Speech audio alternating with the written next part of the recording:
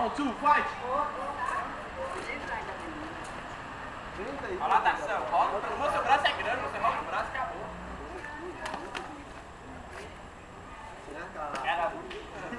Ô, Giovanni. Aí, ó. Ou você viu a coisa alta. É, já tem levado no estômago. Ele fala. Nada é proibido, tá vendo? Você fala isso aqui, puxando a perna pra você levantar nem assim. Essa aquela tá orando aí, né?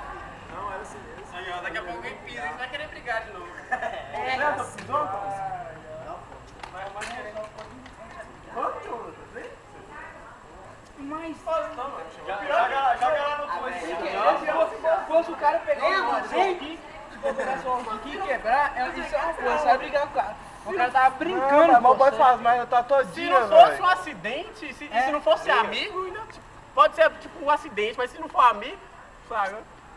Brigar com amigo por causa de que quebrou meu fone. Não quebrou aí? Não, tipo, funcionou esse propósito é uma coisa, mas... Foi um... Ô, tá, no dia que você pega alguém pra te bater, você vai inventar essas boiolagens suas. Se feio pega o skate do outro, ripa nessa orelha sua, que nem você brigar. Eu pego outro skate e ripa. É morto no chão. É, depois você levou um e já morreu. Não você ia saber como é. E usar a rodinha como alargador, mano. Mas tá achando que é alargador, a rodinha.